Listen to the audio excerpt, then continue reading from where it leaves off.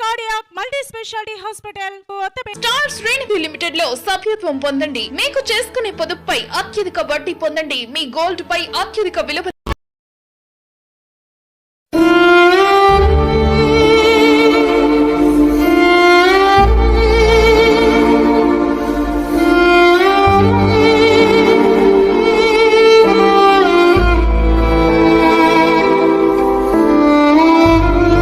ఇంత దారుణమైన ఇంత ఘోరమైన సంఘటన తెనాలిలో మరొకటి లేదనే చెప్పాలి.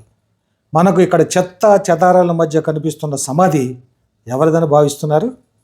ఈ సమాధి ఎవరిదో అని తెలిస్తే మనసు చలించక మానదు. ఎంతోమంది ప్రజలు నిత్యం కలియుగ దేవుడని ఆరాధిస్తున్న శ్రీ లక్ష్మీ పద్మావతి సమేత శ్రీ వెంకటేశ్వర స్వామి దేవస్థానం వైకుంఠపురం నిర్మించి తెనాలి ప్రాంత ప్రజలకు స్వామివారిని అందించిన దేవస్థానం శాశ్వత ధర్మకర్త తుళ్ళూరు బాలనరసింహరావు గౌడ్ది. ఈ సమాధి ఎక్కడో లేదు, స్వామివారి దేవస్థానానికి గోడకు ఆనుకొని ఉంది. వెంకటేశ్వర స్వామి వారిపై అచంచలమైన భక్తితో దేవాలయం నిర్మించి ఎంతోమంది భక్తులకు స్వామివారి కృపను అందించి వందలాది మంది జీవనోపాధి కల్పించిన ధర్మకర్త సమాధి దారుణంగా మారింది. చుట్టుపక్కల వారు చెత్తా చెదారం వేయటం, మల విసర్జన, మూత్ర విసర్జన చేయటం, ఇలా సమాధి నిర్లక్ష్యానికి గురైంది. తెనాలిలో ఆనాడు తుళ్ళూరు బాలనరసింహరావు గౌడుకు వెంకటేశ్వర స్వామి నాగేంద్ర స్వామి రూపంలో కలలో కనిపించి దేవాలయం నిర్మించమన్నారు. కేవలం బంగారం వస్తువులు తయారు చేసే పనివాడిగా జీవనం సాగించే బాలనరసింహరావు గౌడు తనకు తన తల్లిదండ్రులు ఇచ్చిన 5 ఎకరాల భూమిలో స్వామివారి దేవస్థానం కోసం ఇచ్చేశారు. శ్రీ లక్ష్మీ పద్మావతి సమేత శ్రీ వెంకటేశ్వర స్వామి దేవస్థానాన్ని రేపల్ల రైల్వే బ్రిడ్జి ప్రక్కనే నిర్మించి ఆ ప్రాంతానికి వైకుంఠపురం అని నామకరణ చేశారు తుళ్ళూరు బాలనరసింహరావు గౌడ్. పెదనందిపాడు గ్రామం వద్ద గల కొండను తొలిపించి ఆ రాళ్లతో తెనాలిలోని ఉప్పు బజార్లో ఉన్న శిల్పి చేత శ్రీ లక్ష్మీ పద్మావతి సమేత శ్రీ వెంకటేశ్వర స్వామి వార్ల విగ్రహాలను తయారు చేయించారు. ఆ విగ్రహాలను తొలుత మార్కెట్ సెంటర్లోని దొంగరాముడి గుడి ఎదుట భక్తులు సందర్శనార్థం ఉంచి అనంతరం బాలనరసింహరావు ఏర్పాటు చేసిన పొలంలో నేలపైనే పవళించి ఉన్నట్లుగా ఏర్పాటు చేశారు. కేవలం రేకుల షెడ్డు క్రింద స్వామివారిని పరుండబెట్టారు. పగలే ఆ ప్రాంతానికి వెళ్ళాలంటే ఎవరైనా భయపడతారు, కేవలం దారిదోపుడు దొంగలు ఉంటారనే భయంతో. అది గులాబీ తోట, చుట్టూ చింత చెట్లు, కొబ్బరి చెట్లతో పాటు పలు పండ్లనిచ్చే చెట్లు ఉండేవి. తోట మధ్యలో రేకుల షెడ్డు వేసి అందులో స్వామివార్లను ఉంచి ఆ ప్రక్కనే చిన్న బడ్డీ కొట్టు ఏర్పాటు చేసి అందులో కొబ్బరికాయలు ఉంచేవారు. భక్తులు వచ్చినప్పుడు వాటిని విక్రయించి బాలనరసింహారావే స్వయంగా స్వామివార్లకు కొబ్బరికాయలు కొట్టి పూజాది కార్యక్రమాలు నిర్వహించేవారు. ఆ తర్వాత దినదినాభివృద్ధి చెందుతూ కొన్నాళ్లకు నాగేంద్ర స్వామి తన మహిమతో స్వామివార్ల విగ్రహాల క్రింద పుట్టబెట్టి విగ్రహాలను పైకి లేపటం ప్రారంభించింది. ఇది ఆ నోట ఈ నోట తెలుసుకున్న భక్తులు ఆ మహిమను చూడటానికి రావటం ప్రారంభించారు. అనుకున్న కోరికలు నెరవేరుతున్నాయి, పాడి పంటలు బాగున్నాయి, పిల్లలు చదువుతున్నారు, మోగా చెవిటి వారు మాట్లాడగలుగుతున్నారు, వినగలుగుతున్నారు.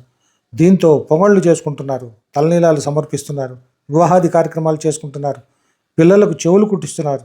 ఇలా భక్తుల సంఖ్య రోజు రోజుకు పెరిగిపోతుంది. ఆ స్థలంలో భక్తుల కోసం పందిళ్లు వేశారు. దినదిన ప్రవర్ధమానమై భక్తులు వేలాదిగా రావడం ప్రారంభించారు. తెనాలి శ్రీ లక్ష్మీ పద్మావతి సమేత శ్రీ వెంకటేశ్వర స్వామి దేవస్థానం వైకుంఠపురం భారతదేశంలోని ఉన్నత పుణ్యక్షేత్రాల్లో ఒకటిగాను, శాంతికి ప్రశాంతికి నిలయంగాను మారిపోయింది. నిత్య కళ్యాణం పచ్చతోరణంగా భక్తులతో కిటకిటలాడుతుంది.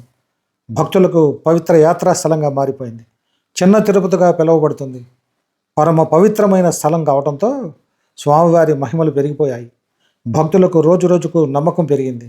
భక్తులకు ఆరాధ్య దైవంగాను, కోరిన కోరికలు తీర్చే దేవుడిగా పూజలు అందుకుంటున్నారు. భక్తుల సహకారంతో దేవాలయం అంతింతై ప్రముఖ దేవాలయాల్లో ఒకటిగా మారిపోయింది. ఆ సమయంలోనే స్వామివారి సన్నిధిలో సినిమా షూటింగ్ జరిగింది. అప్పటి వరకు పరుండబెట్టిన స్వామి అమ్మవార్లను నిలబెట్టారు. షూటింగ్ పూర్తయిన తర్వాత బాలనరసింహారావు దేవస్థానం సిబ్బందికి స్వామివారి సన్నిధిలో కుటుంబ సభ్యులతో సహా ఫోటోలు తీసుకునే అవకాశం కల్పించారు. ఆ తర్వాత యథాస్థితిలో స్వామివారిని ఉంచారు. భక్తుల సహకారంతో దేవాలయం నిర్మాణంతో పాటు మిగిలిన భవనాలు కూడా పూర్తి చేస్తూనే 1972లో స్వామివారి ప్రతిష్ట బెల్లంకొండ స్వాముల వారి చేత చేయించారు. ఆనాడు ఆ కార్యక్రమానికి ఉమ్మడి తెలుగు రాష్ట్రాల మంత్రి అనగాని భగవంతరాజు చేశారు. ఆ రోజుల్లోనే మద్రాసు నుంచి సినీ డైరెక్టర్ని పిలిపించి 30 నిమిషాల నిడివి కలిగిన డాక్యుమెంటరీని తీయించారు. పాటలు పాడింది కూడా ఆనాటి దేవాలయం గుమస్తా వెంపరాల ఆంజనేయులు. డాక్యుమెంటరీ తీసేవారిని మద్రాసు నుంచి తీసుకొచ్చి పర్యవేక్షించింది నరసింహారావుకు అత్యంత సన్నిహితుడు. దేవస్థానానికి కావలసిన పనులను పర్యవేక్షించడమే కాకుండా కేశఖండనశాలను నిర్వహిస్తున్న పహిల్వాన్ కురగంటి ఆదినారాయణ. ఆ తర్వాత సంవత్సరంలోనే బాలనరసింహారావు గౌడ్ అనారోగ్యంతో పరమపదించారు. ఆ తర్వాత దేవాలయాన్ని ప్రభుత్వం స్వాధీనం చేసుకుంది, ఎండోమెంట్ డిపార్ట్మెంట్లో కలుపుకుంది. ఇంత గొప్పగా విరాజిల్లుతున్న ఈ దేవాలయంలో ఎంతోమంది ఉద్యోగులు, వ్యాపారస్తులు ప్రత్యక్షంగా పరోక్షంగాను జీవనోపాధి పొందుతున్నారు. ఇప్పటికే ఎన్నో ట్రస్ట్ బోర్డులు వచ్చాయి, ఎన్నో అభివృద్ధి కార్యక్రమాలు చేశారు. అయితే దేవస్థానం ప్రాంగణంలోనే బాలనరసింహారావు తన తల్లిదండ్రుల సమాధులను నిర్మించారు. బాలనరసింహారావు తాను మరణించిన తర్వాత తన సమాధి దేవాలయం ప్రాంగణంలోనే ఎక్కడ నిర్మించాలో కూడా ముందుగానే స్థలాన్ని ఏర్పాటు చేసుకున్నారు. ఆయన మరణానంతరం దేవాలయాన్ని ప్రభుత్వం స్వాధీనం చేసుకున్న తర్వాత ఆయన అనుకున్న ప్రాంతంలోనే సమాధి చేసి చిన్న దేవాలయం మాదిరిగా నిర్మించారు. అయితే ఎండోమెంట్ అధికారులు దేవాలయానికి బాలనరసింహారావు సమాధికి మధ్యలో గోడ నిర్మించారు. ఆయన తల్లిదండ్రుల సమాధులను కూడా దేవాలయం ప్రాంగణంలో ఉన్న ప్రాంతం నుండి తీసివేసి నరసింహారావు సమాధి ప్రక్కనే ఏర్పాటు చేశారు. ఈ సమాధులు దేవాలయం ప్రహరీ గోడకు అవతల ఉండటం వల్ల ఆ స్థలాన్ని కొందరు కబ్జా చేసేందుకు ప్రయత్నం చేశారు. ఆ సమాధులకు ఆలనా పాలన లేదు, చెత్తా చెదారంతో నిండిపోయింది. ఆ స్థలం పైన కబ్జాదారులు కళ్ళుపడ్డాయి. ఆ సమాధిని అక్కడి నుండి తొలగించేందుకు దాదాపు తవ్వేశారు ఆక్రమణదారులు. అయితే అప్పుడు కొందరు భక్తులు అడ్డుకున్నారు. ఆ సమాధిని తొలగించిన ప్రాంతంలో వారి చేతనే దిమ్మలు కట్టించారు. అయితే బాలనరసింహారావు చనిపోయి ఇప్పటికి 50 సంవత్సరాలు దాటింది. ఇప్పటి వరకు ట్రస్ట్ బోర్డు సభ్యులు కానీ దేవాదాయ శాఖ కానీ పట్టించుకోకపోవటం దారుణం. సమాధి చుట్టూ చెత్తా చెదారంతో పాటు ఆ ప్రాంతంలో కొందరు ఆక్రమణలు చేసి చిన్న చిన్న పాకలు వేసేసుకున్నారు. ఏ దేవాలయంలో చూసినా శాశ్వత ధర్మకర్తకు ప్రాధాన్యతనిస్తారు, కానీ ఇక్కడ చెత్త కుప్పలు పడేశారు. ఈ దారుణాన్ని చూసిన వారు అయ్యో పాపం అంటున్నారు. సమాధి ఉన్న స్థానంలో బాలనరసింహారావు కాంస్య విగ్రహాన్ని ఏర్పాటు చేసి భక్తుల దర్శనార్థం ఏర్పాటు చేయాలని భక్తులు కోరుకుంటున్నారు. ఎంతో భక్తిభావనతో దేవాలయాన్ని నిర్మించిన దాత ముఖాన ముళ్ళకంచిలేనా అంటూ బాధపడుతున్నారు. తుళ్ళూరు బాలనరసింహారావు కుమారుడు శ్రీనివాసరావు మాట్లాడుతూ, ఎందుకు మా తండ్రికి ఈ గతి పట్టించారు, పట్టించుకోరా అంటూ ఆవేదన వ్యక్తం చేస్తున్నారు. వైకుంఠపురం దేవస్థాన వ్యవస్థాపకులైనటువంటి తుళ్ళూరు బాలనరసింహారావు గౌడ్ గారు, మా తండ్రి గారు, మరి సమాధి గుడి పక్కనే దక్షిణ దిక్కున 1973లో ఇక్కడ కార్యక్రమం చేయటం జరిగిందండి, సమాధులు నిర్మించడం. దాని పక్కనే మా నాయనమ్మ తాతగారి సమాధులు, తుళ్ళూరు సుబ్బరాయుడు గారు, రోసమ్మ గారి సమాధులు కూడా ఏర్పడటం జరిగింది. గతంలో ఈ సమాధుల దగ్గర వివాదం జరిగి ఆ సమాధులను ఆక్యుపై చేయడానికి రకరకాల కారణాల్లో వాదోపవాదాలు జరిగి పోలీస్ స్టేషన్కి రెవెన్యూ డిపార్ట్మెంట్ వారిని అందరి సహకారంతో మరి పత్రికా విలేకరులు కూడా అందరూ సహకరించి ఆ రోజున 1 టౌన్ సిఏ గారితో ఈ స్థల వివాదం గురించి మాట్లాడి తదుపరి వారిని నిర్మించి వదులుతామని చెప్పి పడగొట్టినటువంటి సమాధుల్ని 4 పలకలుగా ఇలా నిర్మించి ఉంచడం జరిగిందండి. మరి ఈ యొక్క దేవాలయాన్ని ఇంత పెద్ద అభివృద్ధి చేసినటువంటి బాలనరసింహారావు గారి సమాధి ఈ రోజున ఇంత దుస్థితి పెట్టుందండి. మేము ఆర్థికంగా ఒక రేంజ్లో నిలదొక్కొని ఉన్నామండి. నేను ఆయన కుమారుడిని.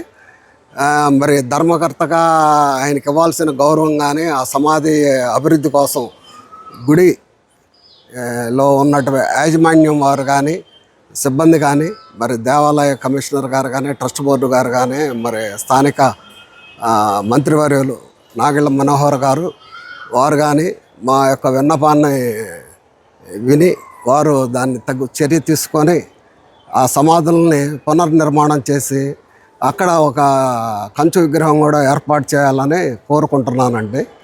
ఇది నా వంతు జరిగే కృషి నా వంతు చేసేంతవరకు నేను చేస్తానండి.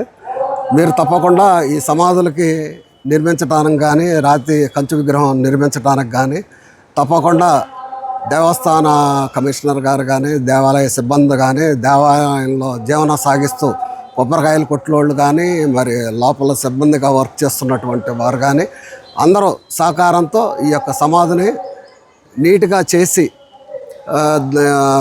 గుడికి వచ్చిన భక్తులు కూడా మరి ఈ సమాధులను చూసి దర్శించుకోవడానికి వీలుగా ఈ యొక్క గోడను కూడా ప్రకారం దక్షిణ గోడ ఉన్నటువంటి గోడను కూడా కట్ చేసి ఇటు ఒక చిన్న గార్డెన్లా పెట్టి ఈ గార్డెన్లో మా నాన్నగారి కంచు విగ్రహం ఒకటి ఏర్పాటు చేసి ఈ సమాధులను కూడా నీట్గా చేసి మొత్తం ఒక ఉన్నత స్థాయిలో పెట్టాలని మీ అందరికీ విజ్ఞప్తి చేస్తున్నానండి. ఇది థ్యాంక్ యూ అండి.